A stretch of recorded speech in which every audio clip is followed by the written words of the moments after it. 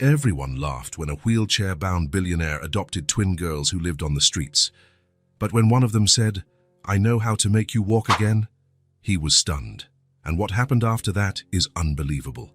Sawyer Hale's mansion was far too large for one man.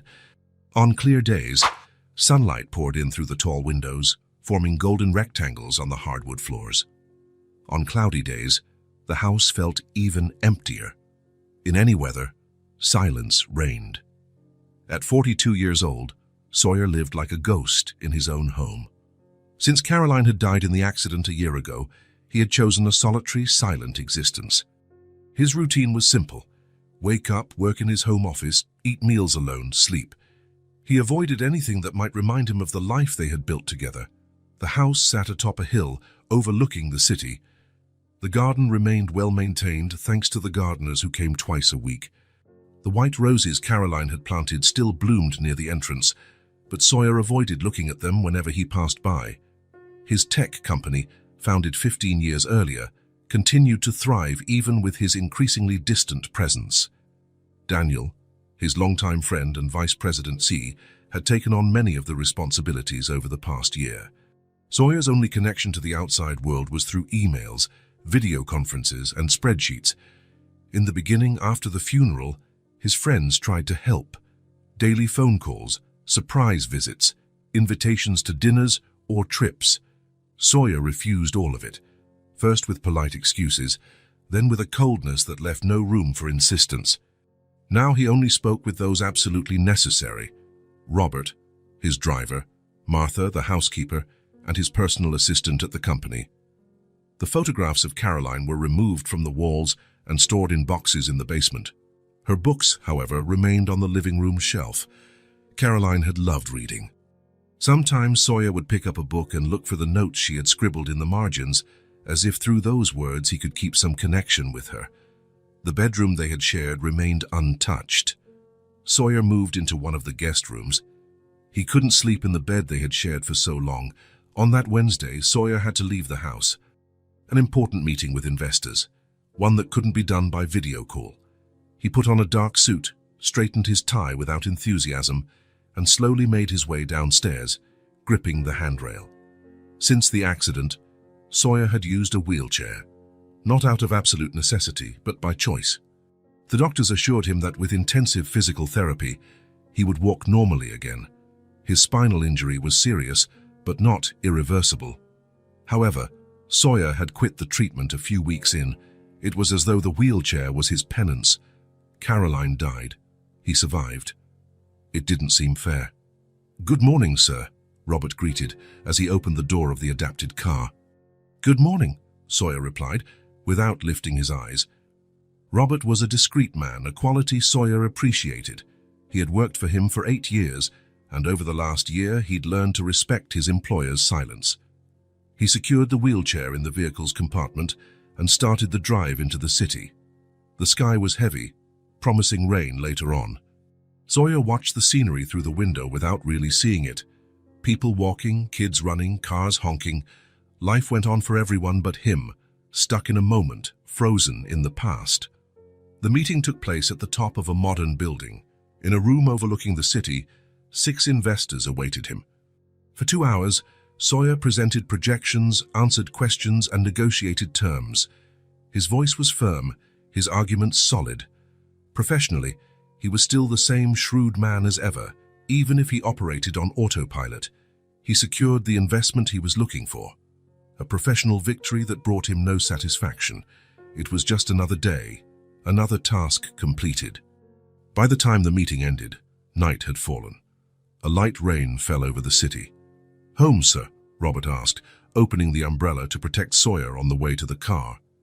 "Yes," he answered, settling himself in the seat. Downtown traffic was gridlocked. To avoid the worst of it, Robert chose an alternate route, taking a less crowded avenue that skirted a simpler part of the city. The streetlights were sparse there, and the sidewalks were almost empty due to the rain, which was now coming down harder. It was along that stretch, when they stopped at a red light, that Sawyer saw them. 2 small girls were asleep, curled up in an alcove between a closed drugstore and a convenience store that was still open. A small overhang shielded them somewhat from the rain, but not from the cold night. They covered themselves with pieces of cardboard, damp at the edges. One clung to the other in an instinctive, protective gesture. The light turned green, and the car moved a few yards forward. Sawyer, however, couldn't look away. Something about that scene held him in a way he hadn't felt in a long time. It wasn't just pity. He often saw people living on the streets, and he donated generously to charities, but he rarely got involved personally. "Robert," he called out, his voice louder than usual. "Pull over." The driver, surprised by the unexpected request, parked just ahead. "Is something wrong, sir?" "Go back to that drugstore. The kids—" Robert maneuvered around and drove back. Sawyer rolled down the window to get a better look. The girls had woken up, probably due to the noise of the car stopping so close. They watched with apprehension, hugging each other.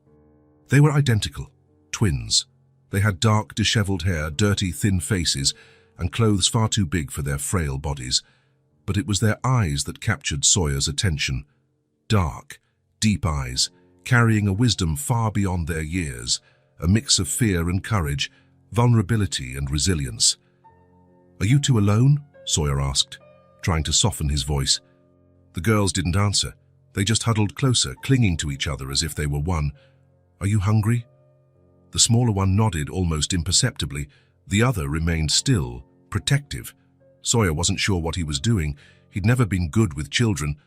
He and Caroline had talked about having kids, but he always put it off, saying they needed the perfect timing, financial stability, the company's expansion, and then time ran out, along with all the possibilities. "Robert," Sawyer said, still looking at the girls, "you have kids, right?" "Yes, sir." "Two girls. What would you do if you found children like this in the rain?" Robert looked at the girls and then at Sawyer, thoughtful. "Well, sir, I'd try to help. Maybe call social services." Sawyer shook his head. The idea of involving the authorities and subjecting the girls to the system didn't sit well with him. "I'm taking them home," he decided, "just for tonight. We'll figure out what to do in the morning." Sawyer opened the car door. "Would you like to come with me?" he asked the girls. "I have hot food and a dry place to sleep." The girls exchanged glances, as if speaking without words.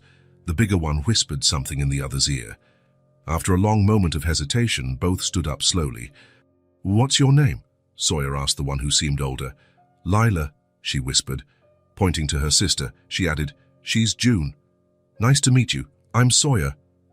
When the girls got in the car, Sawyer noted how small and fragile they were.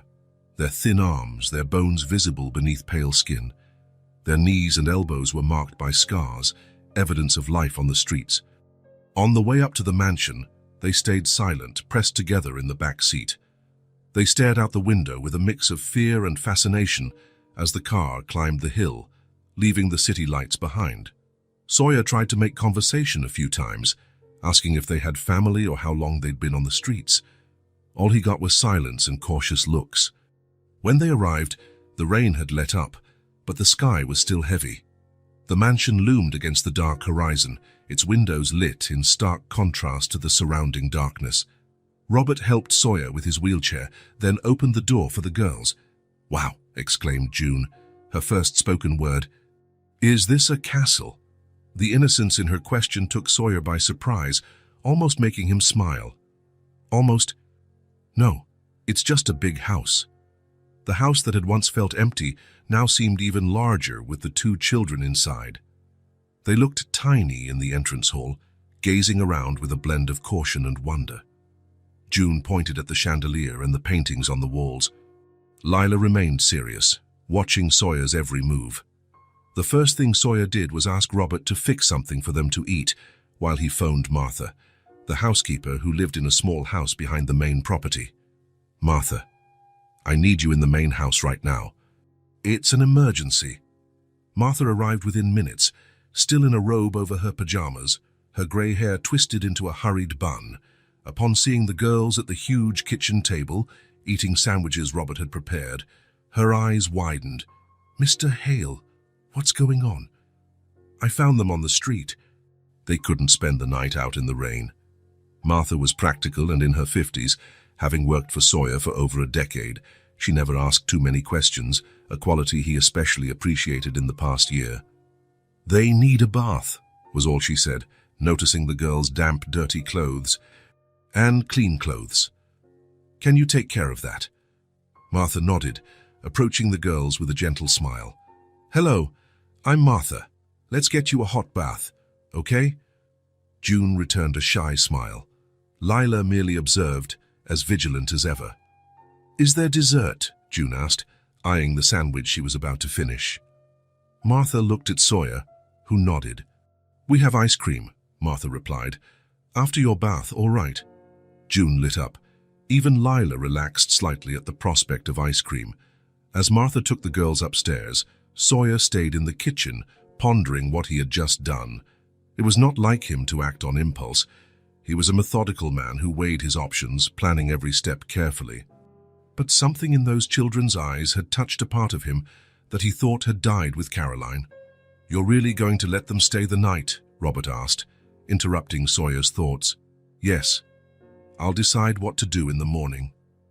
"If I may, sir, you should notify the authorities. Someone might be looking for them." Sawyer nodded without much conviction. "We'll check on that tomorrow. You can go home now, Robert, thank you." After the driver left, Sawyer went to the library. He sat in his favorite chair, facing the unlit fireplace, and poured himself a whiskey.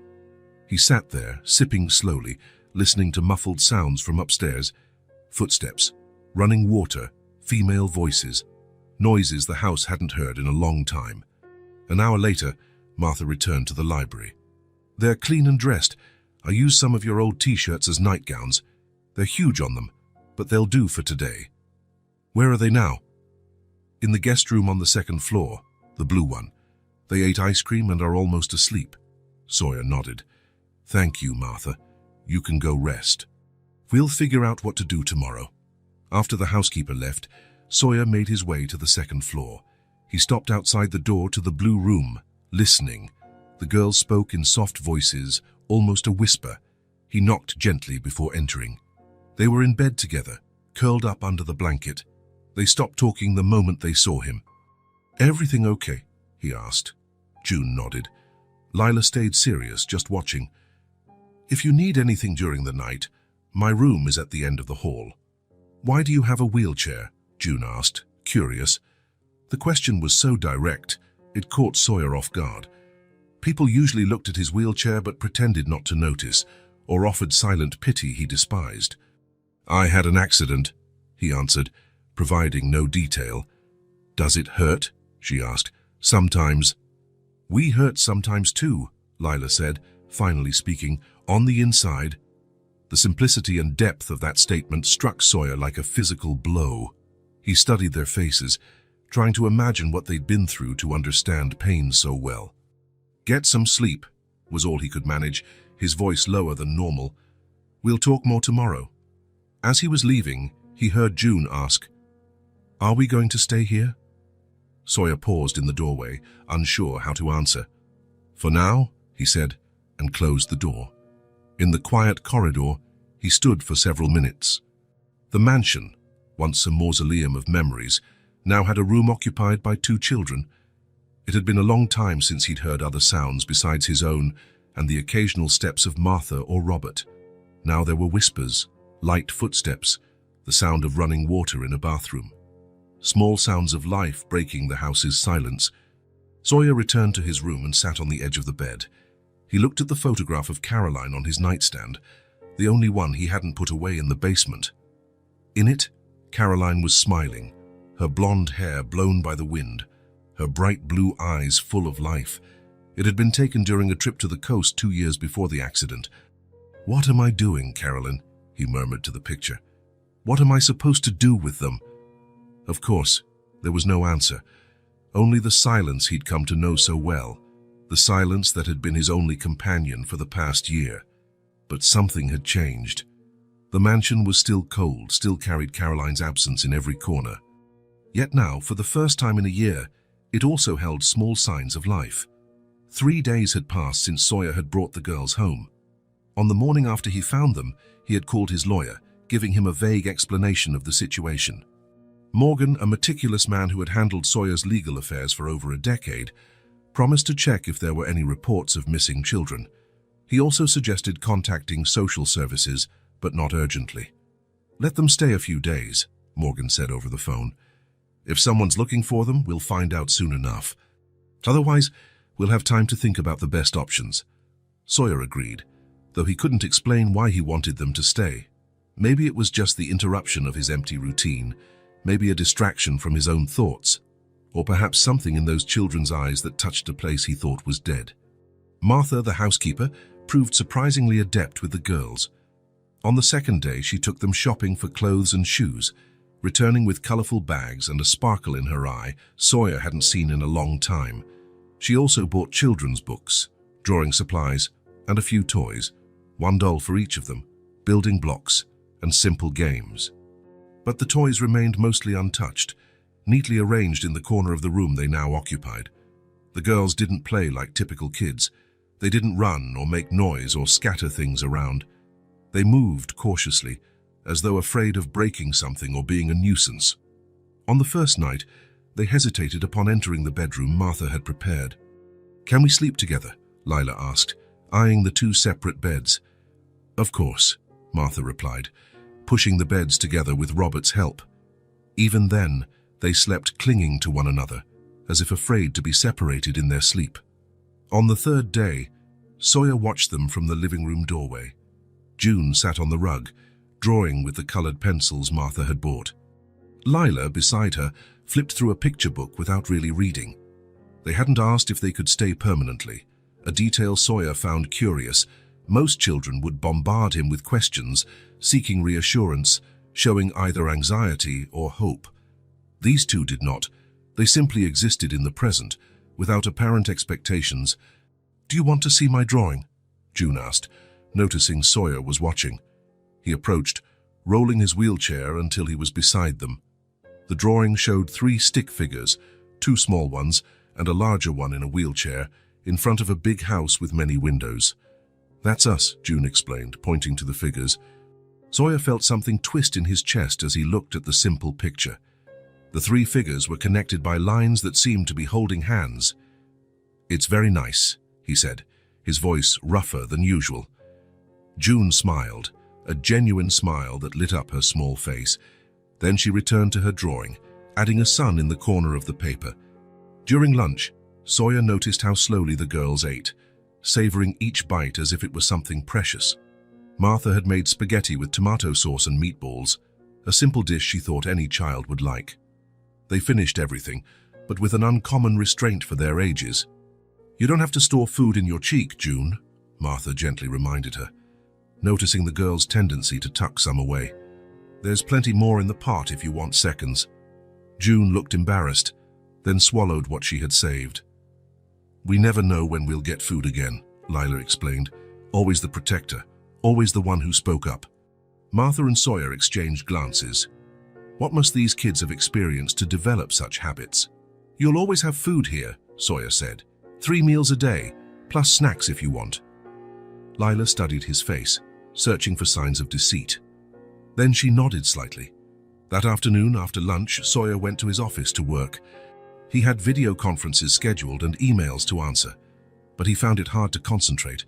His thoughts kept drifting to the 2 children now occupying a room in his home. Children who asked no questions, made no demands, and ate each meal as though it might be their last. 2 hours later, he was interrupted by a gentle knock on the door. "Come in," he said, expecting Martha. To his surprise, it was Lila. She entered hesitantly, as if testing whether the invitation was genuine. "Do you need something?" Sawyer asked. "Are you mad at us?" The question caught him off guard. "No. Why would I be?" "You stay away. Are we making too much noise?" Sawyer realized how she might have interpreted his distancing himself. "No, Lila. I have work to do. I'm not mad." She seemed to consider this, standing near the door. "What do you two like to do?" Sawyer asked, realizing he knew very little about them besides their names. Lila shrugged. "June likes to draw. I like stories. Can you read?" "A little." We learned at the shelter before. She trailed off, and Sawyer didn't press for details. Can I stay here? She asked after a pause. I promise I won't bother you. Sure. Lila chose a corner of the room, settling into a large armchair that dwarfed her. She took out one of the books she'd brought, a picture book about marine animals, and began flipping through it quietly. Sawyer tried to return to work, but his attention was divided between the computer screen and the silent girl in the corner. It felt strange to have someone else in his office, not unpleasant, just different. After a few minutes, Lila spoke again, her eyes still on the book. Do you have children? No, Sawyer replied. My wife died a year ago. We never had kids. He wasn't sure why he included that last part, maybe because it was the first time one of the girls had asked something personal. Maybe because, in some way, it felt important to be honest with them. Lila lifted her gaze from the book to meet his eyes. Now you have people at home, she said with disarming simplicity. Those simple words hit Sawyer in a way he hadn't expected. They weren't a trivial attempt at comfort like the ones he'd heard at Caroline's funeral. They weren't pitying. They were just a matter-of-fact observation, direct, honest, without pretense. Yes, now I do, he agreed. That night, after the girls went to bed, Sawyer stayed in the living room, looking at the drawing June had made.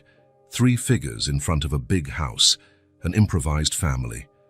On the 4th day, something subtle began to change. The girls moved around the house with a bit more freedom. June found a spot by the living room window where the light was perfect for drawing. Lila discovered the library and spent hours there, browsing through the picture books Martha had bought. Sawyer decided to work in the living room instead of his office. He set up his laptop on a side table and discreetly watched as the girls explored their new environment. It was noisier, less efficient, but somehow more alive. Martha noticed the change. I never thought I'd see you working outside your office, she remarked while serving coffee. Sawyer said nothing but understood her meaning. Over the last 12 months, he'd lived a rigid routine, avoiding any changes. Now he was breaking his own rules. On the 5th day, heavy rain kept everyone indoors. Martha had to step out to take care of personal errands, leaving Sawyer alone with the girls for the first time. He found them in the living room, looking a bit lost. Would you like to hear a story? He asked, surprising even himself with the offer. Their faces lit up. They ran to pick out a book and returned quickly, sitting on the carpet near his wheelchair. Sawyer began to read. It was a simple story about a bear who lost his red hat. As he read, he changed his voice for the different characters, something he hadn't done in years, not since reading to his nieces and nephews on family visits. June laughed at the funny parts. Lila studied the illustrations attentively, soaking in every detail. By the end of the story, when the bear found his hat, both girls smiled, pleased with the outcome. Another one? June asked. Sawyer hesitated, then nodded. Another one. One story turned into 2, then 3. The rain continued outside, providing a soft, comforting soundtrack. Inside, for the first time in a long while, the house was filled with signs of life. The turning of pages, small bursts of laughter when something funny happened. The occasional question about the illustrations. When Martha returned, she found the 3 of them in the living room, Sawyer in his wheelchair, reading a book, and the girls sitting on the carpet, completely engrossed. She paused at the door, not wanting to interrupt the moment. And then the frog said, "But this isn't my pond, I'm in the wrong pond," Sawyer read, giving the frog a funny voice. June burst into laughter, a pure sound that echoed through the room. Even Lila, usually so serious, was smiling. Martha quietly stepped back, letting them enjoy the moment. Later, while she prepared dinner, she noticed Sawyer was more talkative, asking the girls what they'd like to eat, actually listening to their answers with genuine interest. "Can we have cake for dessert?" June asked timidly. "Sure," Sawyer replied, without the usual hesitation accompanying his decisions. Dinner was more animated than usual. The girls spoke more, describing the books they'd read and the drawings June had done. Sawyer listened, asked questions, and responded without his usual defensiveness, an armor he'd worn since Caroline's death. It was Lila who brought up the lingering question during dessert. "How long are we going to stay?" she asked, looking directly at Sawyer. The question held no anxiety or fear, just curiosity, as if she were preparing herself mentally for any possible answer. Sawyer set his fork down. He'd spoken to Morgan that morning. There was no report of missing children matching the twins' description. The next step would be contacting social services, starting a formal process. But something within him resisted that idea. "Would you like to stay?" he asked instead of answering directly. June nodded enthusiastically. Lila was more reserved, studying Sawyer's face. "Do you want us to stay?" she asked, revealing an understanding beyond her years about what really mattered in this scenario. Sawyer looked at the two girls, so small, so frail, yet with an inner strength he could only admire. He thought of the empty house, the empty days, the empty life he'd led for the past year. And then he thought of the last 5 days, the house slowly filling up with life again. "Yes," he said, surprising himself with the resolve in his voice. "I want you to stay." June smiled a broad, open smile. Lila allowed a small smile to appear, but her eyes shone. "For how long?" she pressed, needing clarity. "For as long as you want, for as long as it's good for all of us." It wasn't a promise of adoption. There were still many legal and bureaucratic hurdles ahead, but it was a commitment, and both the girls and Sawyer recognized that. That night, as he tucked them into bed, Sawyer noticed something different in the room. The toys that had been neatly arranged in a corner were now scattered around on the rug. There was an open book on a pillow and a new drawing taped to the wall, 3 figures under an umbrella. "Good night," he said, adjusting the blanket. "Good night," they replied in unison. As he left the room, Sawyer realized he was smiling. A small, almost imperceptible smile, but genuine. The first in a very long time. The house was still too big. There were still empty corridors and silence lurking in corners. But now there were also drawings on the fridge, children's books on the coffee table, the sound of small footsteps on the floors. After a year of living like a shadow, Sawyer was beginning to feel the first rays of light penetrating his darkness. It wasn't total healing, nor did it mean the pain was gone. But it was a start. The oversized house, once a mausoleum of memories, was slowly beginning to feel like a home again. Autumn arrived with persistent rains. It had been about a month since the girls had moved into Sawyer's home. A month of small changes, subtle adjustments, and silences that were gradually turning into conversations. Martha had transformed one of the empty rooms into a space just for the girls, with new beds, colorful curtains, and a small bookshelf for their books and toys. The once plain white walls now displayed June's drawings, smiling suns, houses with smoking chimneys, 3 figures holding hands. New routines took shape naturally. Breakfast together in the kitchen, Sawyer working from home most days, the girls drawing, reading, or quietly playing. Lunch, more work, more drawings. A walk in the garden if the weather allowed. Dinner. A bedtime story. Martha came daily but no longer slept in the house. "They need to feel this is their home, not some kind of institution with employees," she explained to Sawyer. That night, a violent storm raged outside. Strong winds made the mansion's windows rattle. Lightning lit up the sky at irregular intervals, followed by thunder that seemed to shake the very foundation of the house. Sawyer couldn't sleep. He lay in bed, listening to the rain against the glass, lost in thought. Lately, he'd been considering something he'd never imagined before, something he hadn't discussed with anyone, not even the girls. A particularly loud thunderclap exploded near the house, causing the lights to flicker and then go out completely. Sawyer sighed. Likely the storm had knocked out a power line. It wasn't uncommon in that region. He reached for his phone on the nightstand to use as a flashlight when he heard it.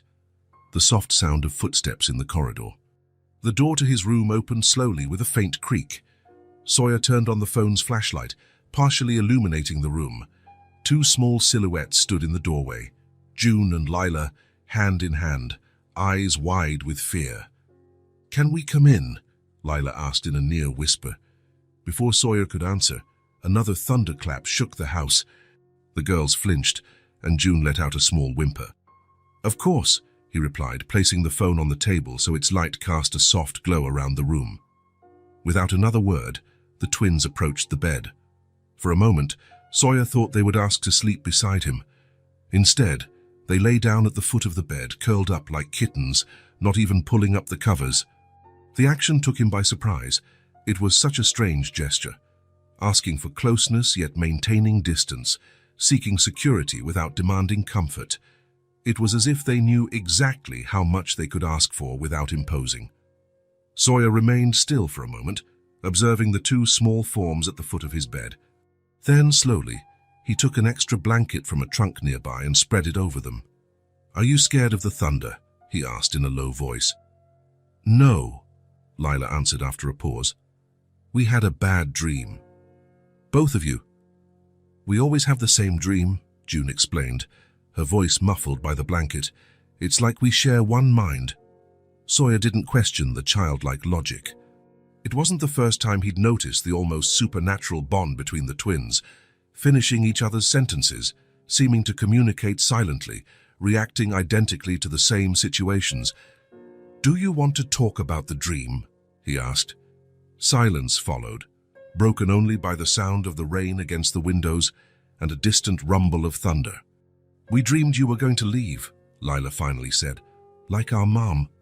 Those simple words hit Sawyer like a physical blow. It was the first time they had mentioned their mother or anything about their past. "I'm not going anywhere," he assured them, his voice more forceful than he intended. "Everybody leaves eventually," Lila replied, with a bitter wisdom that no child should have. Sawyer had no answer for that. It was true, after all. People leave. Caroline did. He almost did as well, vanishing into himself, becoming a shadow of the man he once was. "I'm here now," was all he could say.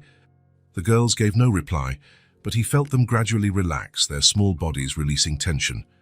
Soon their breathing became steady and deep. They fell asleep. Sawyer stayed awake for a long time, thinking, staring at these two sleeping children, so vulnerable yet so resilient. He felt something he hadn't experienced in a long time. Clarity. Since the accident, he'd been living in a fog, no direction, no purpose, merely existing. Now, looking at June and Lila, he knew exactly what he needed to do. When morning came, the girls were still asleep. Sawyer moved carefully to avoid waking them. The storm had passed, and sunlight now streamed through the curtains. In the kitchen, he prepared coffee and picked up the phone.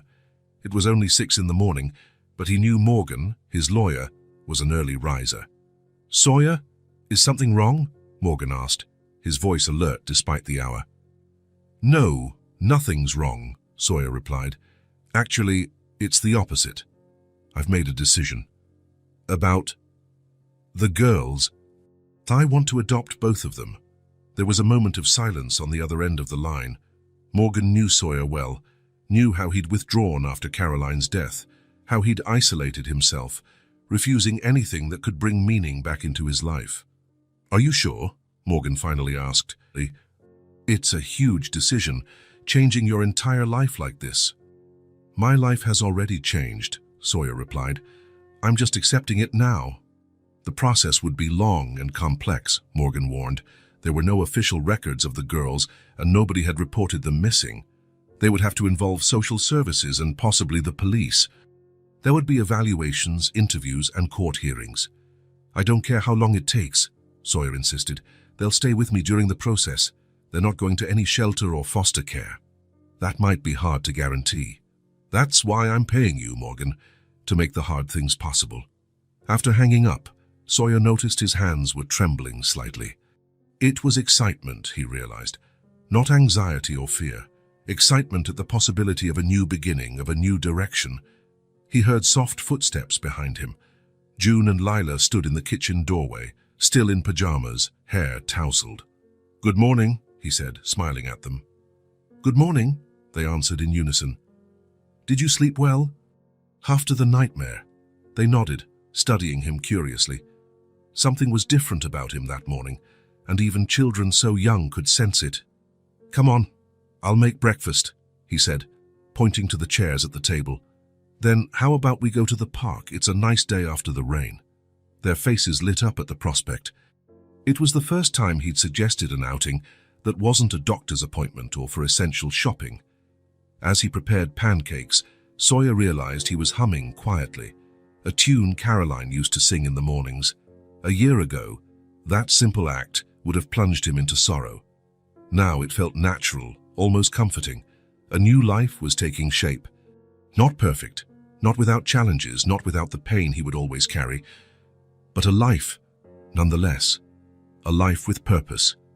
And that, Sawyer realized, was the first real step out of the place he'd been stuck for so long. His heart was beginning to move, to open, to regain its normal rhythm. Eventually, his legs would follow. The first few weeks after Sawyer decided to adopt the girls passed in a blur of activity. Morgan, the lawyer, visited frequently with papers for Sawyer to sign and updates on the process. A social worker, Mrs. Lambert, visited the house 3 times, observing how Sawyer and the twins interacted, asking questions, taking notes. She seemed skeptical at first, but her gaze softened with each visit. "It's unusual," she said during her last visit, "a single man wanting to adopt 2 children at once, especially in your situation." Sawyer knew she was referring to the wheelchair, though she was too polite to say it outright. "I have resources," he replied. "I can give them everything they need." "Material resources aren't everything, Mr. Hale." "I know." Mrs. Lambert watched June and Lila playing in the garden through the window. For the first time since they'd arrived, the girls truly looked like children, running, laughing, chasing butterflies. "They seem happy," she commented. "We're learning together," Sawyer said. During this period, Sawyer worked exclusively from home. He cancelled business trips, delegated meetings, and held video conferences from his home office. Daniel, his vice president, took on many of Sawyer's responsibilities without complaint, though Sawyer could sense Daniel's curiosity in the subtext of his emails and messages. Martha was the one who finally addressed the issue one afternoon while Sawyer was signing more documents. "You'll have to return to the office eventually," she said, placing a cup of coffee beside him. "People are talking." "Talking about what?" "About you. About the girls." Rumors spread quickly. Sawyer shrugged. Let them talk. But he knew Martha was right. Hale Technologies employed over 200 people. He was the founder, the face of the company. His prolonged absence, with no clear explanation, was fueling speculation. A week later, with the adoption process officially underway and the girls enrolled in a nearby school, Sawyer decided it was time to return. "I'll be home for dinner," he promised as he said goodbye to them one Monday morning. "Martha will stay with you after school." "Are you going to work in that big place with the glass windows?" June asked, referring to the company building they'd seen in photos. "Yes. Can we visit someday?" The question caught him off guard. The idea of his personal and professional lives overlapping felt strange. Before the accident, Caroline rarely visited his office. Afterwards, he had kept everyone at arm's length. "Sure," he answered, surprising himself. "One of these days." Robert waited by the entrance. On the drive downtown, Sawyer felt uncharacteristically nervous. It was absurd, he thought. This was his company, the one he'd built from scratch. Why did he feel like an intruder? When they arrived, Janet, his assistant of 7 years, greeted him with a cautious smile. "Welcome back, Mr. Hale. Everyone's waiting in the conference room." Sawyer had scheduled a meeting with the leadership team for his first morning back. Best to tackle everything head-on, he thought. The room fell silent when he entered. 8 faces observed him, some curious, some uneasy, all cautious. Daniel stood, extending a hand. "Good to have you back, Sawyer." Sawyer shook his hand, grateful for the normalcy of the gesture. "Thanks for covering for me." The meeting started with project updates and financial reports. Everything seemed to be going smoothly, even without his constant presence. That should have been reassuring, but somehow it made him feel even more out of place. When the formal part of the meeting ended, Daniel cleared his throat. "So, Sawyer, is there anything you'd like to share with the team, on a personal note?" The room grew tense. Clearly everyone suspected or had heard something. "I'm adopting 2 girls," Sawyer said bluntly. "That's why I've been working from home these past weeks." A brief silence followed. Then Eric, the CFO, let out a short laugh. "Seriously? You? With kids?" "Yes," Sawyer replied, keeping his voice neutral. "Me." I heard you found them. On the street, asked Melissa, the marketing director, trying to sound casual. Is that true? Yes. A murmur spread through the room. Eric leaned over to Kevin, the development director, whispering something that made Kevin attempt to stifle a laugh. Something funny? Sawyer asked, his eyes fixed on the two. No, nothing, Kevin responded quickly. But Eric, more direct or reckless than the others, shrugged. It's just, well, it's unexpected. You never showed any interest in kids before, and now all of a sudden you're a dad to two girls you found on the street. The condescending tone in his voice was unmistakable. Sawyer caught a few smirks around the table. What Eric means, Daniel interjected, trying to smooth things over, is that we're surprised. Happy for you, of course, but surprised. He's become a dad to a couple of homeless kids, Sawyer heard Kevin mutter to Eric, not quietly enough. The room fell silent. Everyone realized a line had been crossed.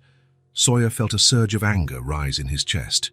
Not the cold, distant anger he'd felt for so long, but something hot and protective. Before the accident, he might have responded with a harsh reprimand or even fired Kevin on the spot.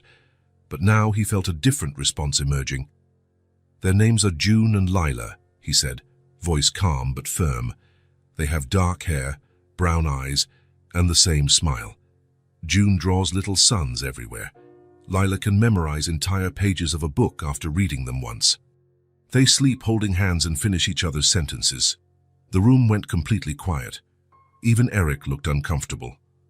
When I found them, Sawyer continued, my house was an empty place. I was an empty man, spending my days working, my nights just existing with no purpose, no direction. He paused, looking around the table, meeting each person's gaze. They changed my life. I don't expect you to understand. His words hung in the air. The smirks had vanished. Kevin looked ready to sink into his chair. I'll continue working mostly from home over the next few months, Sawyer concluded. Daniel will keep overseeing daily operations. If anyone has a problem with that, my door is always open. No one said anything more. The meeting wrapped up soon after, and everyone hurried out. Only Daniel stayed behind, waiting until they were alone. I'm sorry about them, he said. Eric and Kevin can be idiots sometimes. Sawyer shrugged. Doesn't matter. It does matter. You're the boss. They should show more respect. I'm not worried about respect, Sawyer replied. I'm worried about June and Lila, about doing right by them. Daniel studied his friend for a moment. You're different. Am I? You're more present. Even when you used to be here physically, you seemed a million miles away. Sawyer considered that. It was true. Since the accident, he had disconnected from everything and everyone. The wheelchair wasn't just a physical aid. It was a boundary he'd erected between himself and the world, a visible line marking his self-imposed isolation. The girls need me, he said simply. Present, fully. Daniel smiled. I think you need them too. On the drive home, Sawyer felt surprisingly light. The remarks and look still bothered him, but not as much as he would have expected. Before, he would have brooded over every word, every expression, letting them fuel his bitterness. Now all he could think about was the twins waiting for him at dinner, the stories they'd share about their first day back at school, the drawings June would show him, the questions Lila would ask. The outside world could think what it wanted. What mattered was inside his home. What mattered was the new life beginning to take shape. Winter came, covering the mansion's gardens with a thin layer of snow. Inside, the heat from the radiators created a cozy contrast to the cold outside. Sawyer watched the girls through the library window as they pointed at the snowflakes drifting down from the sky. 3 months had passed since he began the adoption process. The paperwork was progressing, and Morgan, his lawyer, was optimistic. The girls now attended regular school, made friends, and brought home new stories and drawings. A routine had formed, surprisingly natural. On that Saturday afternoon, a light snowfall dusted the city. In the library, a fire crackled in the fireplace while the three of them played a board game, a new tradition Sawyer cherished more than he could express. It's your turn, June said, leaning over the colorful board. Sawyer rolled the dice and moved his piece along the winding path. You have to pick a card. Lila pointed out. He drew from the deck and read aloud, "Go back 3 spaces." June giggled. That bright sound that always brought light into Sawyer's days. Lila, always more analytical, was already assessing the new strategic position. "Now you're on the blue space," she noted. "Next turn you might take the shortcut." After a few more moves, June grew distracted, watching the snow fall outside the window. "We could build a snowman tomorrow," she suggested, "if it keeps snowing." "We could try," Sawyer replied cautiously. "I'm not very good at it." "We'll teach you," June assured him with the confidence only a child can have. "It's easy." An uneasy silence fell over them. They all knew, without saying it, that the wheelchair presented an obstacle to building a snowman. Since the girls had arrived, the wheelchair was rarely mentioned. They accepted it as part of Sawyer, without questions or discomfort. Lila was the one who broke the silence with a statement so simple, it held a power no psychologist or therapist had ever managed to wield over Sawyer. "I know how to make you walk again," she said suddenly, with the same casual tone one might use to comment on the weather. Sawyer looked at her, surprised not just by her words but by the absolute certainty in her voice. "Really?" he asked, trying to keep a light tone, though he felt his heart beat faster. "Yes," Lila said, as though explaining something obvious to an adult who just wasn't getting it. "You need physical therapy, like Mr. Rodriguez." "Who's Mr. Rodriguez?" "Our neighbor at school," June said, joining in. "He broke his leg playing soccer. He used crutches, then a cane, and now he's walking fine again. He does physical therapy 3 times a week," Lila added, her dark eyes serious and determined, "and exercises at home every day. That's how he got better so fast." Sawyer smiled, touched by the simplicity of that childlike logic. To them, it was also straightforward. There was a problem. There was a solution. You just apply it. No room for guilt, self-punishment, or emotional complexities. In their world, if something's broken, you fix it. If it hurts, you heal it. If you can't walk, you do physical therapy until you can. "My case is a bit different," he explained gently. "My injury is to my spine. It's more complicated." "But the doctor said you could walk again, right?" Lila asked, her gaze penetrating, as though seeing through all his excuses. Sawyer was startled by the precision of her question. He had never discussed the medical details of his condition with the girls.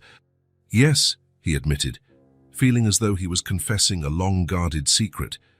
"The doctor said that with proper treatment, I could regain at least some mobility." "Then why don't you try?" June asked, with the kind of disarming innocence only a child can have. Her question hung in the air, too simple to answer with the complicated adult justifications Sawyer had built over a year. "It's complicated," he managed. Lila tilted her head, a gesture she made when processing new information. Her dark eyes examined Sawyer with an insight that seemed far beyond her years. "Is it because of your wife?" she asked. "Because she died and you didn't?" The question struck Sawyer like lightning, illuminating truths he had kept hidden from everyone, including himself. That was exactly it. The wheelchair wasn't just a physical aid. It was a penance, a self-imposed punishment, a way of atoning for surviving when Caroline did not. "Something like that," he murmured, barely audible. June moved closer, placing her small hand over his. "But now you have us. And we need you whole," Lila added, "so we can build snowmen."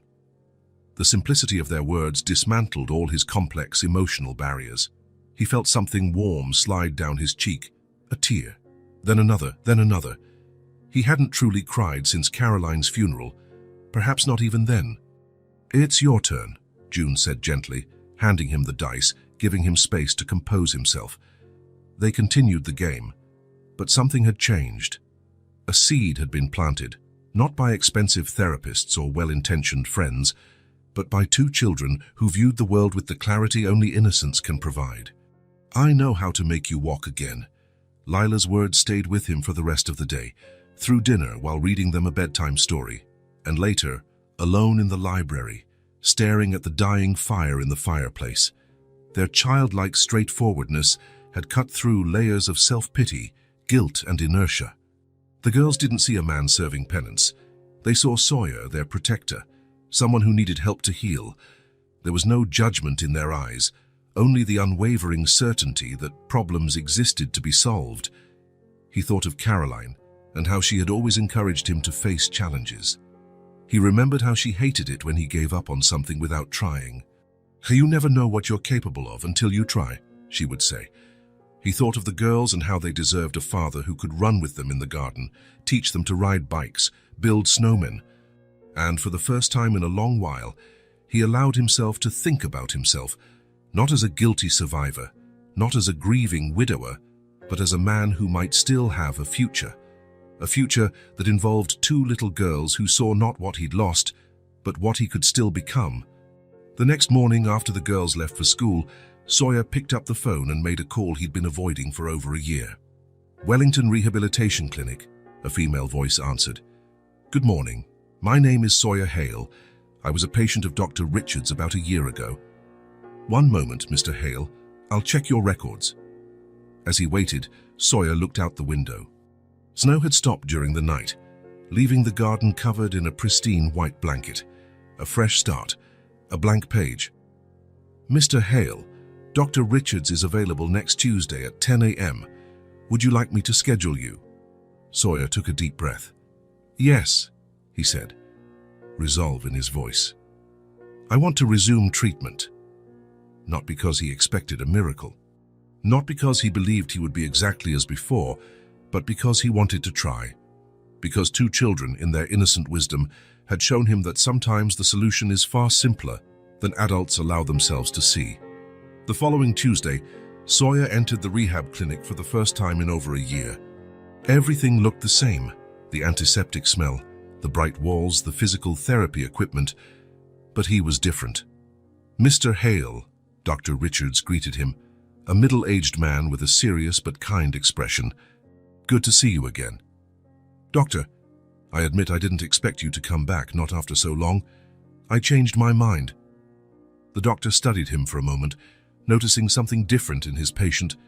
"May I ask what brought about this change?" Sawyer hesitated, then decided to be honest. "I adopted two girls," he said. "Before I didn't have the strength to start this treatment, or the will, honestly. But now they push me. They give me a reason." The doctor nodded, understanding. "What do you hope to gain from this treatment?" "I'm not sure, but I want to try." "For them?" He paused. "And for me?" The doctor smiled slightly. "That's good enough for me. Let's start with a new evaluation and outline a treatment plan." His expression turned more serious. "I need you to understand, Mr. Hale.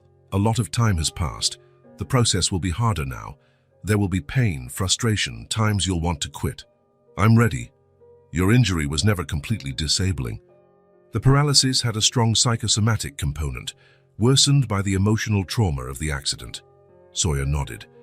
He'd heard it all before, but back then the words sounded hollow, like the doctors were offering false hope. He hadn't had the inner strength to face the grueling path to recovery.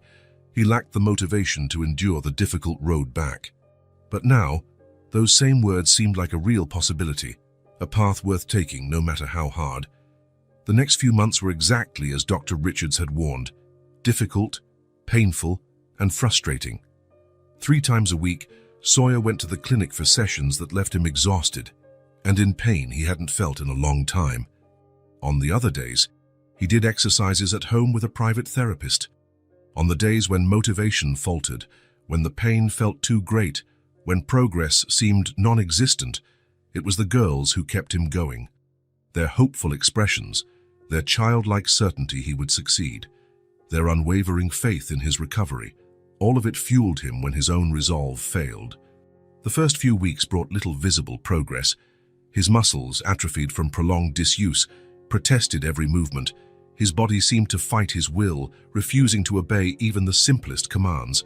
The humiliation was perhaps the hardest part.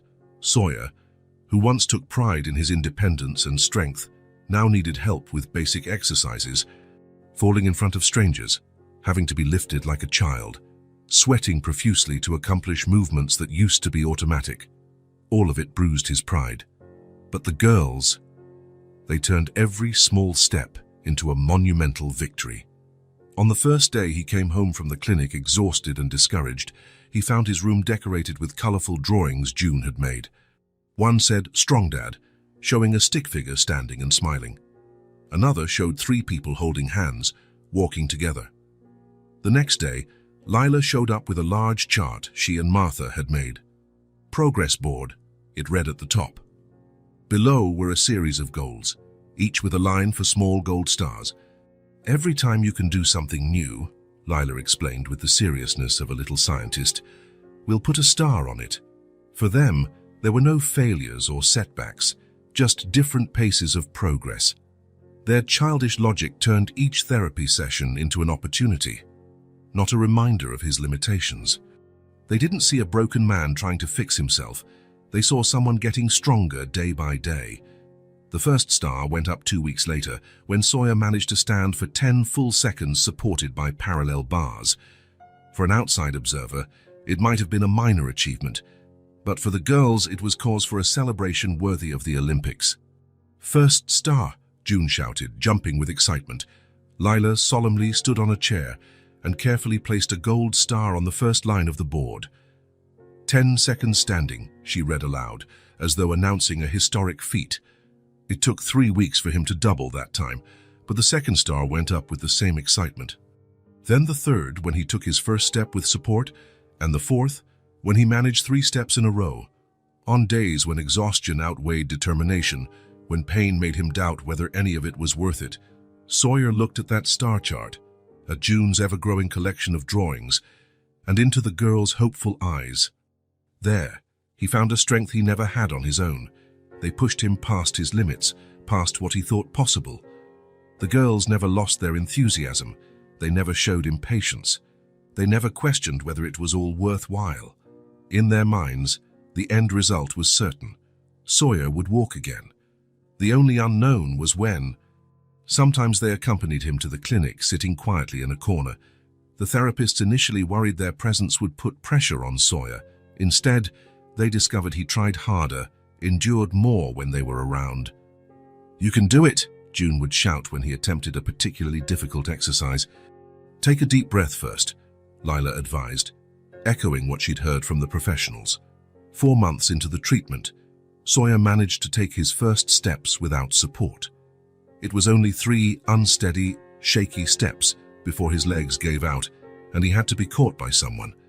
But they were 3 steps that had seemed impossible a year before. "A big star for today," June declared, and so it was. A gold star twice the size of the others went on the progress board.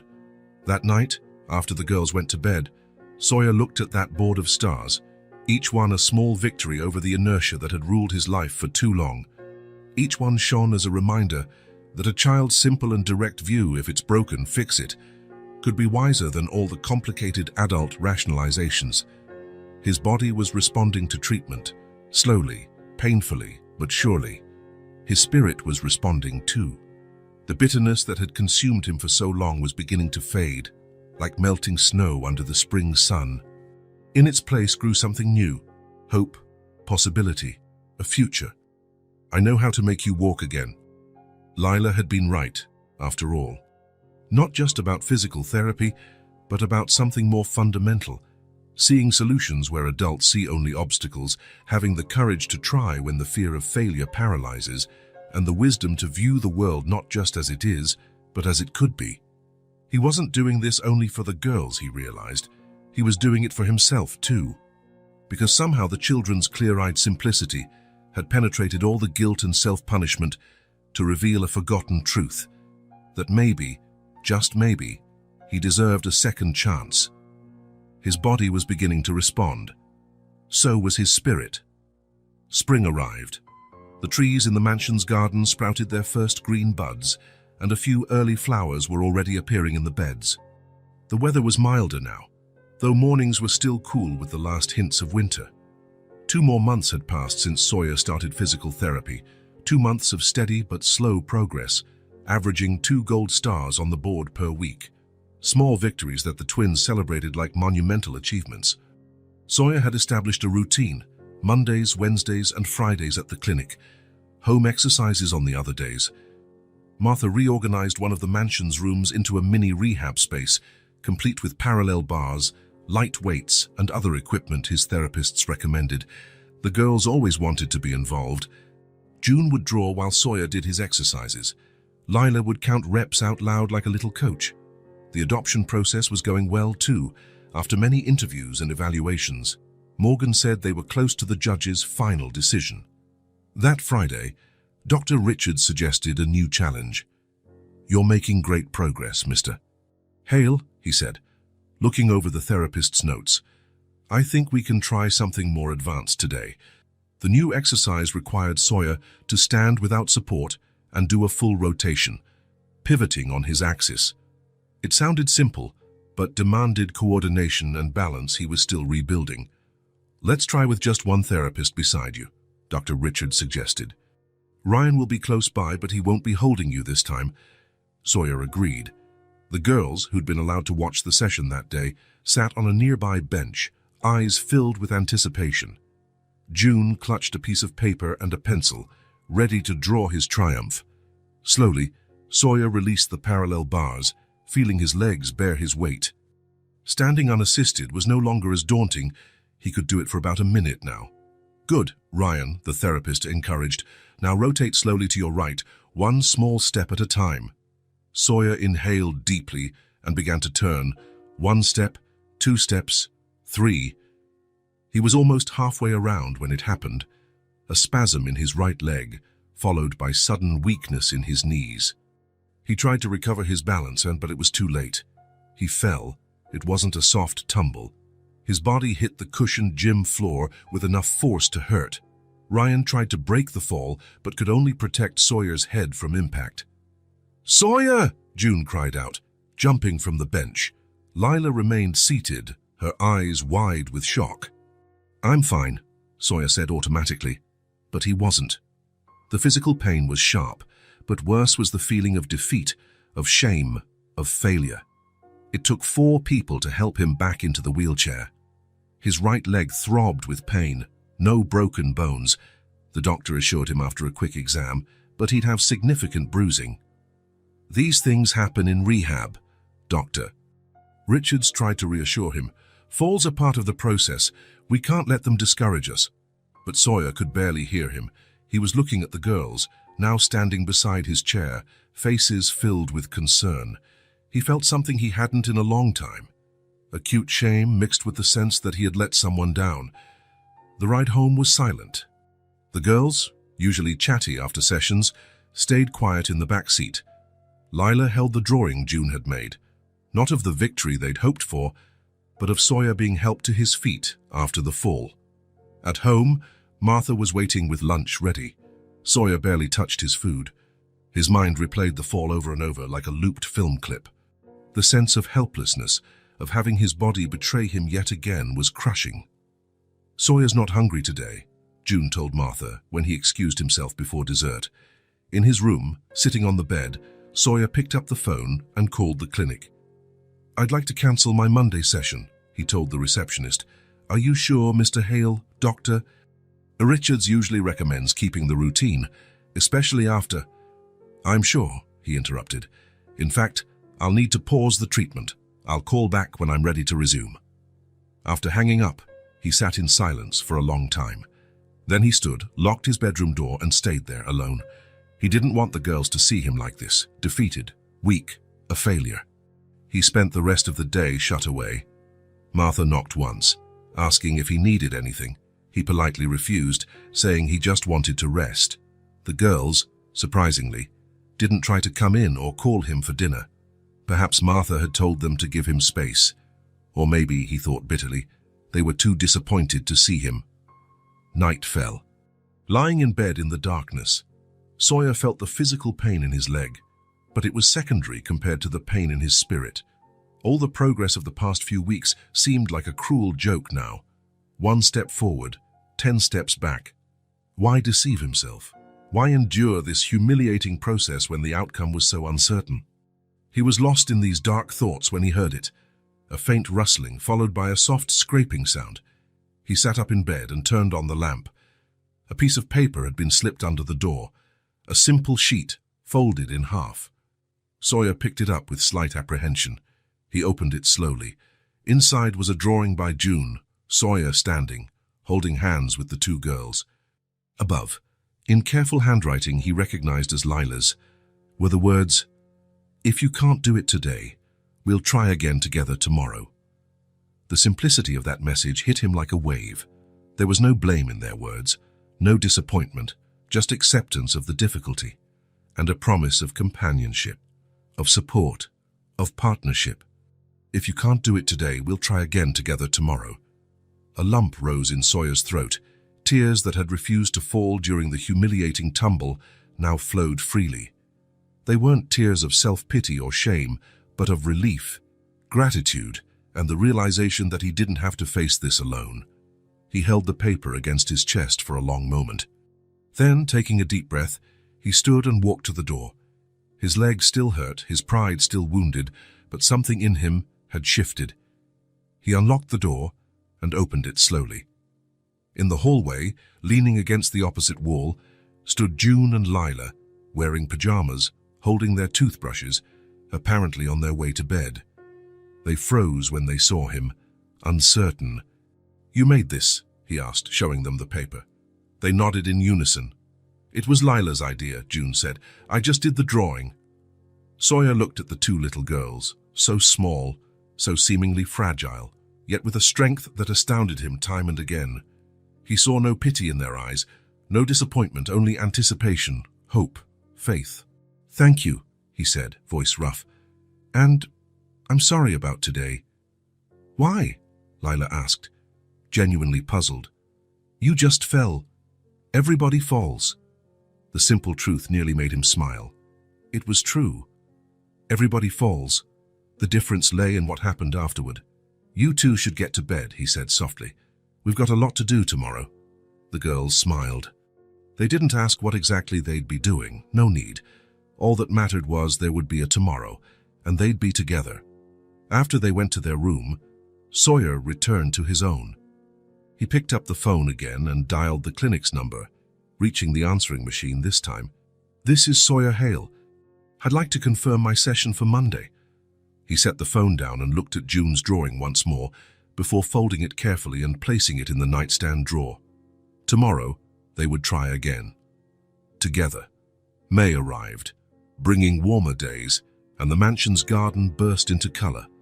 The rose bushes Caroline had planted years before now bloomed in shades of red, pink, and white. The trees were covered in bright green leaves. Everything in nature seemed to celebrate renewal. There was renewal inside the house, too. Sawyer continued his physical therapy, newly motivated after that setback. The girl's note remained in his drawer, like a talisman he sometimes read on difficult days. Progress was steady, though still slow. He could now stand for longer periods and walk short distances with a cane. He usually did his home exercises in the presence of the twins, who invented games and contests to make the routines more fun. The gold star board no longer fit on the wall. June began a new, larger one, with more ambitious goals. Walk through the entire garden, climb the stairs by yourself, dance at the birthday party. One particularly pleasant Saturday afternoon, Sawyer suggested they have lunch in the garden. Martha prepared sandwiches, juice, and fruit, placing everything in a large picnic basket. The girls ran ahead excitedly while Sawyer followed at a slower pace, supported by his cane. They picked a spot under a large tree that provided good shade. Martha spread out a checkered blanket on the grass and helped Sawyer sit. Getting up and down from the ground was still a challenge, but he insisted on trying, refusing to use the wheelchair he rarely needed indoors anymore. "I'll leave you to enjoy," Martha said after setting everything out. "I'll be in the kitchen if you need me." Once they were alone, the girls dove into the sandwiches. They were growing fast and always seemed hungry. They looked healthier now, with fuller cheeks and brighter eyes. June had grown nearly an inch in 3 months. Lila, always the shorter twin, was starting to catch up. "Slow down," Sawyer teased, watching them eat enthusiastically. "No one's going to take your food away." They smiled, a bit embarrassed, but didn't really slow down. Some habits took time to change. "How was school yesterday?" Sawyer asked, taking a bite of his own sandwich. "My teacher said my drawing was the best in class," June said proudly. It was a picture of our family. My essay on dinosaurs got a gold star, Lila added, not wanting to be outdone. The teacher read it to everyone. Sawyer smiled. The girls were adjusting well at school. After a rough start with socialization, both were finding their place. June excelled in art, Lila in science and reading. They had made a few friends, though they still remained each other's closest companions. "Can we go for a walk afterwards?" June asked, pointing to the winding path through the garden. "You said you'd try walking to the fountain today." "I did say that," Sawyer replied. "We'll give it a try after lunch." The sun filtered through the tree leaves, creating patterns of light and shadow on the grass. A gentle breeze stirred the nearby flowers. It was one of those perfect moments Sawyer had forgotten how to appreciate during that dark year after the accident. Lila was the one who broke the peaceful silence with a question that had hovered unspoken for a while. "Was it the wheelchair that made you sad?" she asked, looking at him with that penetrating gaze that always seemed to see more than surface details. Sawyer stopped chewing, surprised. Though he'd briefly talked about the accident, he'd never gone into detail. The girls, with their remarkable sensitivity, had respected those invisible boundaries of his pain. "Not exactly," he finally answered. "It wasn't the wheelchair itself." Both girls listened intently, sandwiches forgotten in their hands. Sawyer realized it might be time to talk. They were now part of his life, forming a family. They deserved to know. And maybe he needed to say it aloud. "Do you want to know what happened? How I ended up like this?" They nodded in unison. Sawyer took a deep breath. Where to begin? How to explain the complexity of guilt, remorse, and self-punishment that had consumed him? "It happened over a year ago," he began, choosing his words carefully. "Caroline, my wife, and I were coming home from a party. It was late at night, and it was raining hard." The girls listened in silence, their unfinished sandwiches still in their hands. "We were arguing, nothing major. One of those silly arguments couples have sometimes, about work. I was working too much, not spending enough time with her. She was right, of course." He paused, recalling it vividly. The rain pounding the windshield, the wipers working overtime, Caroline's hurt voice telling him she felt alone, even when he was home. "I was driving," he went on. "I got distracted by the argument. I didn't see the curve coming. When I did, it was too late.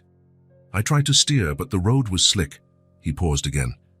The images played like a movie in his head.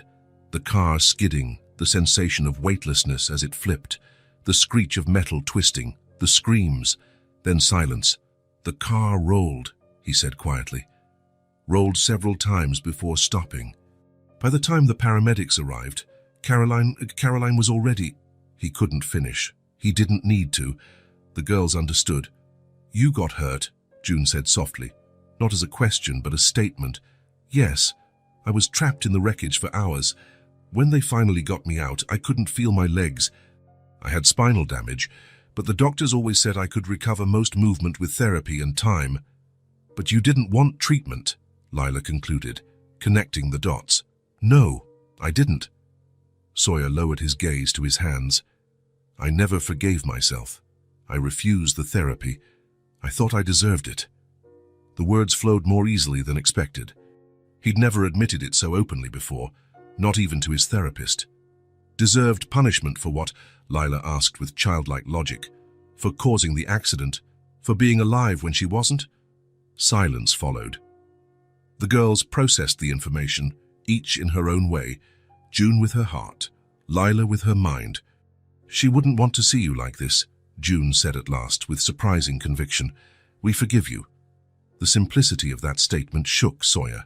How could they forgive him for something they hadn't witnessed, something that happened before they came into his life? Yet there was a profound truth in June's words. Caroline wouldn't have wanted this for him. She was never vengeful or cruel. She would have hated seeing him punish himself.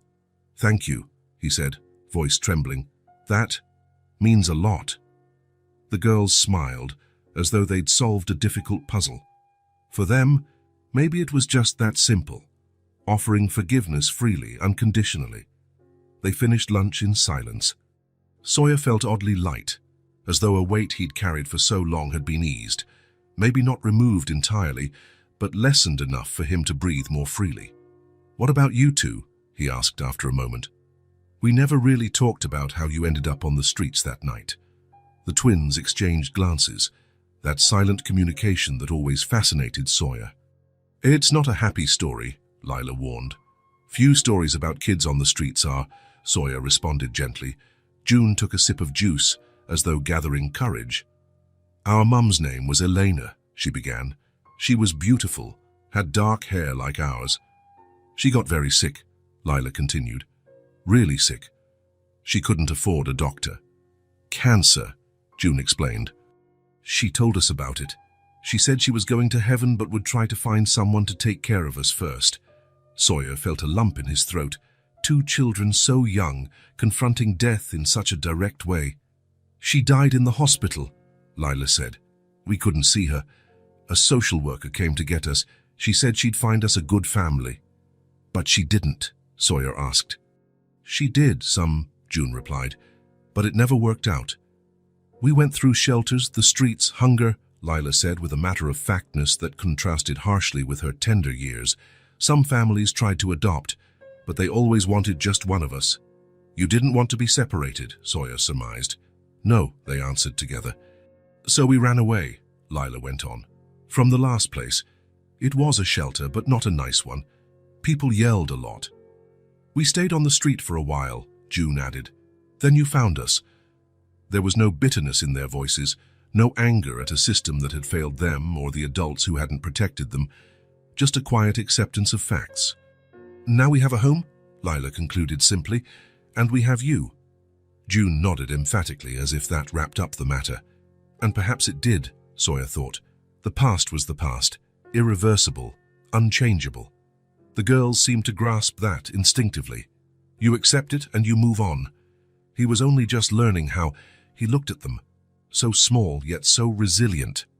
They had seen and lived things no child ever should. Yet here they were, eating sandwiches in a sunny garden, planning walks, talking about drawings and dinosaurs, finding joy in the present without letting the past define or limit them. He felt a surge of admiration and something else, a deep protective feeling he recognized as love. Not the romantic love he'd felt for Caroline, but something equally powerful. The kind of love that wants only the best for someone else, with no expectation of return. He realized he didn't need to know every detail of their past. He didn't need the full list of their traumas, difficulties, or desperate moments. All that mattered was being there for them now, physically and emotionally present. "Should we try walking to the fountain now?" June asked after finishing her juice. "You promised." "You did promise," Lila echoed. Sawyer smiled. "Yes, I promised. Let's try." The girls jumped up, gathering the remains of their meal in the basket. Sawyer used his cane to stand, exerting a bit of effort but nothing too daunting. He still had to focus, yet it was much easier than before. "Need help with the basket?" he asked. "We can carry it," Lila answered. "You need to focus on walking." "We'll go slowly," June promised, taking hold of his free hand. "No rush." Sawyer nodded, grateful for their understanding. Lila took his other hand, the one holding the cane, matching her pace to his slow, careful steps. Together, the three of them set off along the winding path leading to the fountain at the garden's center. Slowly, without hurry, one step at a time. The afternoon sun cast a golden glow over the garden, the shadows gently lengthened. The distant sound of water splashing in the fountain seemed to beckon them. Sawyer felt the small, confident hands of the girls in his, and thought that for the first time since the accident, he was truly moving forward, not just physically, but in every way that mattered. Not because he was fully healed, not because he had forgotten or completely overcome the past, but because he had found something worth moving toward, something that made him want to be present, truly present, for every step ahead. The adoption process was finally complete. After months of evaluations, interviews, and paperwork, the judge signed the official documents making June and Lila legally Sawyer's daughters. The celebration was small, just the four of them, including Martha, sharing a special chocolate cake for the occasion. The girls were beaming. For the first time since he'd met them, Sawyer saw something new in their eyes: security. Not just the security of a roof and regular meals, but the emotional security of belonging, of having a permanent place in the world, of knowing they wouldn't be separated or forced to leave. "Are we a real family now?" June asked, chocolate smudging the corners of her mouth. "We always were," Sawyer replied. "The paperwork just proves what we already knew." The next day, while the girls were at school, Sawyer decided it was time to rearrange a few things around the house. Martha had suggested converting one of the unused rooms into a dedicated study and play area for the twins. They were growing quickly and would soon need more space. Sawyer now walked around the house more easily. He still used a cane for longer distances, but he could move about unassisted indoors for the most part. Daily exercises and therapy sessions continued, and Dr. Richards was optimistic that he might abandon all walking aids by year's end. There was a smaller office near the library that looked perfect for the girls. It was nearly empty, except for a few shelves and an old desk. Sawyer decided to start clearing it out. The desk drawers were filled mostly with office supplies, paper clips, rubber bands, blank sheets. But the last drawer was stuck. Sawyer pulled harder until it finally opened, revealing a small compartment that looked untouched for a long time. Inside were some items he hadn't seen in over a year: a fountain pen Caroline had given him on their first wedding anniversary, a bundle of concert and theater tickets they had attended together, a few old photographs from when they were dating, and an envelope. It was a plain cream-colored envelope with no address or stamp, just his name in Caroline's slanted, elegant handwriting. Sawyer didn't remember ever seeing it before. He picked it up, his hands trembling slightly as he felt the letter paper inside. For a moment he hesitated. Was it a goodbye letter she'd written before their final trip? An emotional will he'd stashed away in his grief and forgotten. The thought of reading Caroline's parting words now, when he was finally finding balance in his new life, was unsettling. But something told him he needed to open it. The envelope looked old, and the date at the top of the letter, once he opened it, confirmed his hunch. It was written 6 months before the accident. It wasn't a farewell letter. It was more like a confession. Sawyer sat at the desk, feeling a heaviness in his chest as he began reading. "Dear Sawyer, I don't know if I'll ever have the courage to give you this letter. Probably not. You know how I hate confrontations, but I need to put these words on paper even if they stay hidden away in a drawer forever. We're becoming strangers in our own home. You leave before breakfast, come back after dinner. I feel almost invisible. Days go by and our conversations are about bills, appointments, future plans that never materialize. I'm not angry. I just feel small, like I occupy less and less space in your life. I understand your company is important, that you're building something significant, but sometimes I wonder if you notice what you're leaving behind while rushing toward the future. I wish we could appreciate the time we have. I wish we could have Sunday breakfasts together. Watch a movie without you checking your emails. Finally plan that trip to Italy we keep putting off. I wish you'd see me before you lose me, because I'm afraid that one day, when you finally have time, I might not be here anymore. Maybe not physically gone, but emotionally. And then it'll be too late for both of us. I still love you like I did on day one. But love needs presence, attention, small shared moments that add up to a life together. I hope I can find the courage to say all this in person, or maybe you'll notice before I need to. With love, Caroline." Sawyer let the letter slip onto the desk. He closed his eyes tight, feeling hot tears coursing down his cheeks. It was a dull ache, different from the guilt he'd carried about the accident.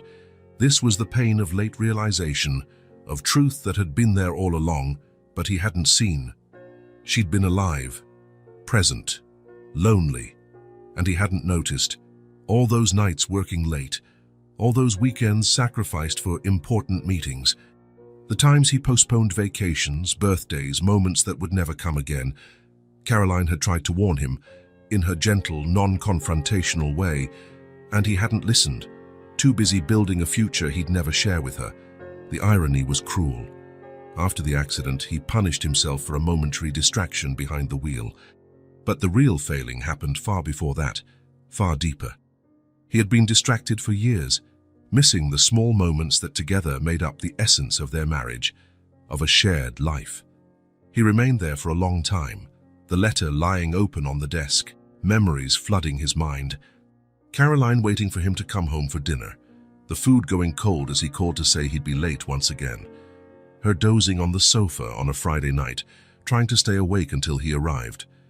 Her saddened look when he checked his phone for emails during an anniversary dinner that was supposed to be romantic. The sun began to set, casting orange shadows through the office window. Soon, Robert would bring the girls home from school. June would probably have a new drawing to show him. Lila would share some interesting facts she'd learned. They'd ask if they could play in the garden before dinner, making the most of the day's last sunlight. Those little moments, those small joys, the invisible fabric that life is made of. Sawyer folded the letter carefully and placed it back in the envelope. He wiped his tears and took a deep breath. He couldn't change the past. He couldn't recover lost moments with Caroline. He couldn't undo his choices or ease the loneliness she felt. But he could learn he could do things differently now. He glanced at the clock. He still had half an hour before the girls arrived. Enough time to call the office and cancel the video conference scheduled for that evening. Enough time to ask Martha to pop some popcorn and set up the living room for an impromptu movie night. Enough time to decide to be truly present. He picked up the phone and made the necessary calls. Then he stood, walked to the window, and watched the sunset paint the garden in gold and amber. The same sun Caroline had watched so many times alone, waiting for him. The same garden she had tended so lovingly. He heard the sound of Robert's car pulling up. In a moment, the girls would be running in, filling the house with their voices, stories, wants, and joys. Sawyer took a deep breath, feeling a renewed determination. He would not repeat the same mistakes. He would not let work or any other obligation overshadow what truly mattered. He would not miss out on the small moments that, together, create a full life. Caroline had been right. Love needed presence, attention, and those little moments shared. And he wanted to learn to really see, truly see, before it was too late again. The calendar in the kitchen marked exactly 5 months since Sawyer resumed physical therapy. 5 months of daily exercises, of small triumphs and occasional setbacks. 5 months of pain, sweat, and determination. The gold star chart the girls kept was completely filled, and a new one had already taken its place on the corridor wall. It was a typical Thursday. The girls had gone to school. Martha was in the kitchen preparing lunch, and Sawyer had just finished his morning workout. He felt unusually energized. In the past few weeks, he had made substantial progress. He could stand for long periods and walk short distances with minimal support. The therapist who visited 3 times a week was optimistic, saying Sawyer had surpassed initial expectations. After his shower, Sawyer sat on the bed to get dressed. The cane he used was propped against the nightstand. He looked at it thoughtfully. In yesterday's session, the therapist had suggested he try walking without support inside the house for short stretches, as long as someone was nearby. "Your muscle strength is good, and your balance has improved a lot," the therapist had said. "Now it's more a question of confidence." Sawyer studied the cane a moment longer, then did something he hadn't done in a year and a half. He stood up on his own, unsupported, and stayed standing. The sensation was both strange and familiar, like reconnecting with a longtime friend he hadn't seen in ages. His muscles trembled slightly, not out of weakness but nervous tension. He took a deep breath and took a step, then another and another. Slowly, he made his way from the bedroom to the adjacent bathroom, briefly steadying himself on the sink when he arrived. He looked at himself in the mirror, a mix of surprise and pride on his face. "Martha," he called, his voice echoing through the house. "Could you come here for a moment?" She appeared in the doorway within seconds, hands still damp from the kitchen sink, concern etched on her features. "Is something wrong, Mr. Hale?" "Yes," he replied, and to her surprise, he took 3 steps out of the bathroom with no support. "Something happened." Martha's face lit up. For a moment, it looked like she might clap or say something exuberant, but she held back, opting for a bright smile. "That's wonderful," she said softly. "The girls will be so happy." "Don't tell them yet," Sawyer requested. "I want to surprise them." For the rest of the morning, Sawyer practiced walking around his room and the adjacent corridor when he knew no one was watching. He alternated between using the cane and going short distances without it. Every step felt like a victory. Every yard gained a triumph over what had once seemed impossible. At 3 in the afternoon, Robert went to pick up the girls from school. Sawyer waited in the library, ostensibly working but actually planning how to reveal his progress. He heard the car arriving, then the animated voices of June and Lila entering, greeting Martha, asking about him. "He's in the library," Martha answered. "I think he has a surprise for you." The sound of small footsteps approached. Sawyer smiled, closing his laptop in the desk drawer. He sat in a normal chair, not the wheelchair he almost never used in the house anymore. "Dad!" June exclaimed, bursting in. "Martha said you have a surprise." Lila followed, more reserved, but equally curious. "What's the surprise?" Sawyer smiled at them. "I have an idea," he said. "How about you both set up a challenge for me?" The girls exchanged puzzled glances. "What kind of challenge?" Lila asked, ever cautious. "A challenge for me to cross the main hallway from one end to the other." June's eyes widened. "Walking without your cane." "Without the cane," Sawyer confirmed. "How does that sound?" "Can we make something special?" June asked, already buzzing with excitement. "Of course. You have an hour. I'll wait here." The girls dashed off, whispering to each other, planning. Sawyer heard them scurrying about the house, enlisting Martha's help, dragging things around in the corridor. Over the next hour, he stayed in the library, listening to the bustling activity outside. He caught snatches of laughter and minor debates over what should go where. Martha passed by once, carrying a stack of colored paper, a conspiratorial grin on her face. Finally, June appeared at the library door, wearing a paper hat shaped like a folded newspaper, a tiny general ready for command. "We're ready, Dad. Come on." Sawyer stood, taking hold of the cane only as a backup, and followed his daughter to the entrance of the hallway. The sight made him both smile and want to cry at the same time. The girls had created what they called a victory carpet, a long strip of colorful paper running the length of the main hallway, about 50 feet. It was decorated with drawings, encouraging messages, and cut-out footprints marking where he should step. They'd hung more pictures and signs on the walls. "You can do it. Super Dad." At the start of the corridor, Lila stood holding a crepe paper ribbon like a starting line. At the far end, Martha waited with a camera, ready to record the moment. "We prepared everything," June announced proudly. "It's your special path." Sawyer looked at the decorated hallway, a lump forming in his throat. All the effort, all the pain of the past few months, all the frustration, suddenly felt worth it. "I'm ready," he said, setting the cane aside against the wall. With the utmost seriousness, Lila raised the makeshift ribbon. "On your marks. Get set. Go." He broke through the symbolic ribbon, taking his first step onto a blue paper footprint. Then another. Green.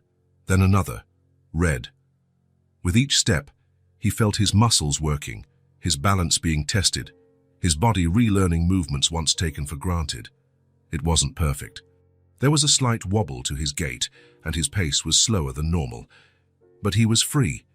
No aids, no crutches, no hands holding him up. Just him, his body, and his determination. June hopped alongside, cheering him on. "You've got this, Dad. You're doing it." Lila walked on the other side, her eyes shining with pride. "Just a few more steps," she encouraged. Step by step, Sawyer progressed along the hallway. He made it halfway with little trouble. At 3/4, he started feeling muscular fatigue and a hint of dizziness from the sustained effort. But he kept going, one foot in front of the other, one movement at a time. And then he was there at the end of the colorful corridor. He had walked the entire length without any support other than his own strength. "You did it!" the twins shouted in unison, running to hug him. Martha snapped photos, tears in her eyes, while the girls jumped around Sawyer, celebrating as if he'd just won an Olympic marathon. "You're really walking," June squealed, "without anything to hold you up." "It's like a miracle," Martha whispered, momentarily forgetting her usual professional composure. But Sawyer knew it wasn't a miracle. It was the culmination of months of hard work, determination, and refusing to give up. Even when the pain and discouragement felt overwhelming, it was the result of having someone worth fighting for. After finally sitting on the living room sofa, exhausted but glowing, the girls snuggled up on either side of him. "I'm so proud," Lila said solemnly. "You worked really hard." "We all worked hard," Sawyer replied, hugging them. It was a team effort. Martha brought refreshments to celebrate, and they spent the rest of the afternoon in the living room, chatting, laughing, making plans for the upcoming weekend. For the first time in a very long while, their plans weren't fraught with concerns about accessibility or mobility limits, just normal family plans, looking forward to spending time together. That night, after the girls had gone to bed, Sawyer remained in the darkened living room for a long time, reflecting on how much his life had changed. Just over 6 months ago, he'd been confined not just to a wheelchair, but to a prison of guilt and self-punishment he had built for himself. Now, he was literally taking his first steps into a new life. He thought about Caroline and how happy she would be to see him like this. He wondered if, in some way, she had guided these two little souls to him, knowing they all needed each other to heal wounds that once seemed incurable. The weekend arrived with a perfect sunny Saturday. Sawyer woke early, as if his body was eager to seize every moment of the day. From the kitchen came the sounds and smells of Martha making breakfast, pancakes, at the girl's special request to celebrate his achievement. He got up without a struggle, got dressed, and walked out into the hallway. He still felt a slight unsteadiness, but nothing that truly hindered him. The cane remained by the bedroom wall, forgotten. The house felt different now, no longer a mausoleum of memories. The walls, once adorned only with professionally chosen art, now featured June's colorful drawings. Where once every corner had been meticulously arranged, there were now toys, books, and little treasures belonging to the girls. Every room, every corridor, felt alive. In the kitchen, the twins were already at the table, still in their pajamas, hair messy from sleep. Martha was flipping pancakes, the sweet scent of maple syrup filling the air. "Morning, sleepyheads," Sawyer greeted, crossing to the fridge to grab juice. The girls looked at him in amazement, still not used to his newfound mobility. Sawyer poured juice into glasses, grabbed a paper towel when June spilled a bit, reached up to the tall cabinet for plates to help Martha, all with no apparent difficulty. "Who wants chocolate chip pancakes?" Martha asked, lifting the pan. "Me," the girls shouted together. Breakfast was noisy and cheerful. They made plans for the day. Maybe a stroll in the garden, a trip to the nearby park later in the afternoon.